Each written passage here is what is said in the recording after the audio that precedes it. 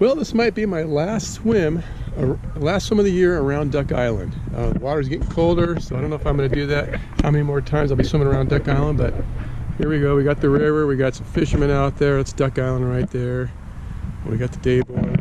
And so while I take you on a tour around Duck Island, what I'm also going to do is we'll talk about the zen of open water swimming and what's involved of reaching the zen of open water swimming. All right, well, here we go. Let's go for a swim.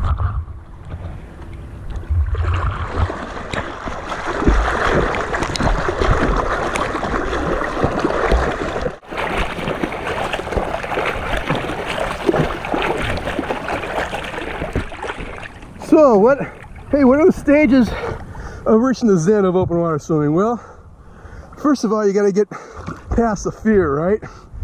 There's a lot of things to be afraid of, but you know what? When it comes to open water swimming, there's really, what's Franklin Delano Roosevelt said it probably the best is there's nothing to fear but fear itself. There's really nothing to be afraid of. We'll talk about that in a second.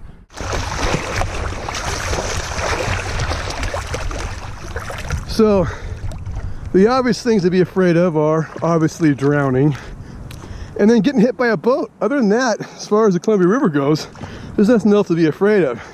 And you know what? There really isn't anything to be afraid of. So let's talk about drowning first of all. I mean, if you're a competent swimmer, you have no need to be afraid of drowning. Let's face it. You're basically an aquatic mammal. I mean, if you've done swim team, if you're like a surfer, or obviously you're very comfortable in the water, you know how to survive. Look at me, I'm just sitting there floating, I'm barely even treading water. Talking to you, I'm totally relaxed. It's not going to happen. You're not going to drown.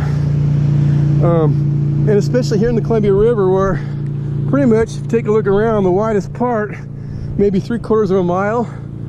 So if you have a real problem, if you got a cramp, if you get a tummy ache, for God heaven forbid, and you got to go back, you just swim back to the shore, no big deal. Or you get on the island. I mean, really, there's nothing to be afraid of. Well, one thing I forgot to mention about drowning that I'm sure is on everyone's mind, and that would be the current, right? Oh my God, the current's so strong it's gonna wash you downstream.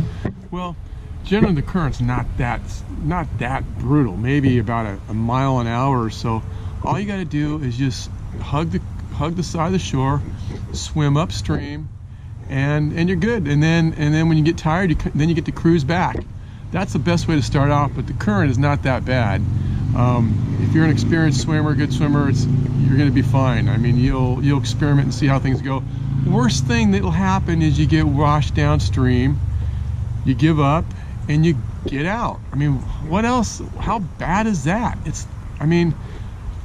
Don't think about this as something that's so dramatic that you're going to die. It's not going to happen. Well, here I am at the tip of Duck Island right now. You can see right over there's Pasco, that's Kennewick. This is what we call Duck Island.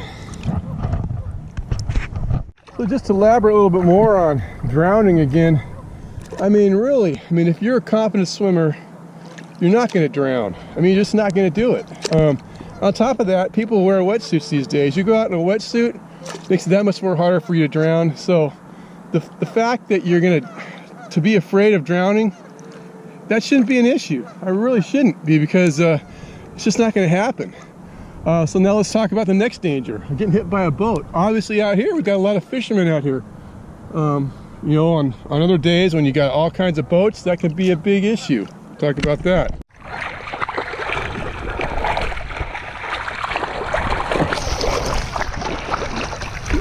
So let's talk about getting hit by a boat. First of all, sound travels further in water than it does in the air.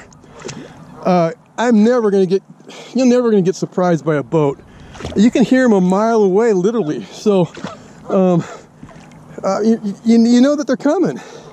So the bottom line is, I don't see how I'm going to ever get hit by a boat, because I know where they're at far in advance. And so, yeah, you can hear the boats coming a long ways away. And on top of that, if you're swimming properly, if you're sighting, you know, I'm always looking up in the water. I'm always looking out of the water, looking around me, being aware. I mean, they're just not going to surprise you. On top of that, I mean, if a boat tries to hit you, I mean, all you got to do is submerge and go underneath the water. They're not going to freaking run over you. So, I mean, that isn't, to me, and a tremendous, people just build that up as a huge fear. It's just not going to happen. Obviously, if you go out and you swim when there's hundreds of boats out, that's not a good idea. But in general, getting hit by a boat's just not going to happen. So here we're heading down the Pasco side of Duck Island. As you can see, no trespassing on the island. People go on the island, they pollute it.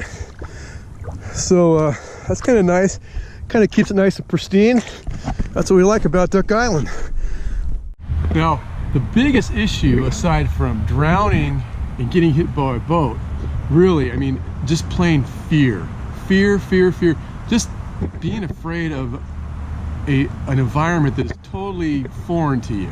The creepiness of getting into dark water, dark, deep water, not knowing what's around you or underneath you, and that is kind of creepy, I admit. And that is the biggest thing. You know, it's just venturing out into something that's foreign to you. But as I pointed out earlier, there's really nothing to be afraid of. You know, the only thing we fear is fear itself. That's really it. And that's all I want to point out. You know, the creepiness factor, that is a big factor. You get over it, and you know, we'll talk about that later on. Yeah, so when you finally overcome the fear of creepiness, that's when it gets great, because once you do that, you go out all by yourself, you're a little frightened, you're a little scared, but you do it anyways, then you become empowered. And that's pretty cool. You think, wow, I'm not here swimming by myself. I can do this. And empowerment sets in. It's a really great feeling.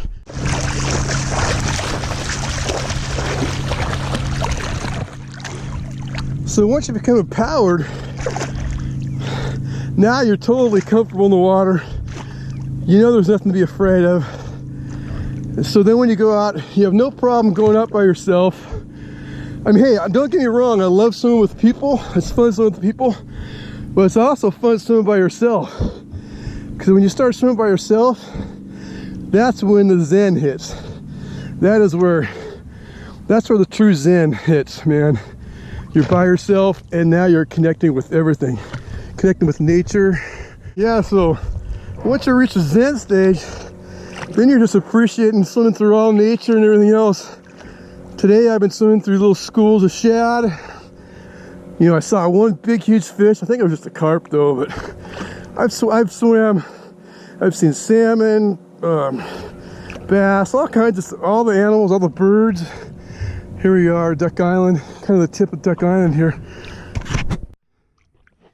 So yeah, basically the Zen of open water swimming, man. You first overcome the fears. There's really not a whole lot to be afraid of, really. I mean, then you get empowered, and then once you become empowered, it feels great. And then you get out there, and then you can really soak in and connect with nature. That's when Zen hits, man. So, yeah, I encourage you, if you have any kind of desire to want to do it, just get out in there swimming, man. Just start slow. Just swim on this. Just kind of hug the shore. Just swim at the shore. Heck, if you're swimming on the shore, there's no way nothing's gonna hurt you. A boat or nothing like that's gonna come that close to hitting you. And then you just work your way out from there. As you become more and more confident and more comfortable in the water, you just venture out and do more things, swim around islands and things like that. Well, so there, pretty much have gone around Duck Island. So now I'm just gonna cruise downstream back to getting out. So. But that's basically the Zen of open water swimming, man. Yeah, just come out here and enjoy the nature by yourself. The point I want to make out as far as the dangers of open water swimming, to me it seems like, you know, if you're a triathlete, cycling, even jogging, to me, it seems far more dangerous than swimming in open water. The chances of, I mean, think about the chances of you having an accident, hitting a car while you're cycling. I mean, my God, I mean, you have cars passing you all the time. Out in the river, the chances of you getting hit by a boat are minuscule compared to cycling. People will jog out in the mountains and go out hiking, and you got predators. I mean, it's just, you compare all those things to open water swimming, and what could happen to you while you're open swimming comparing these other activities.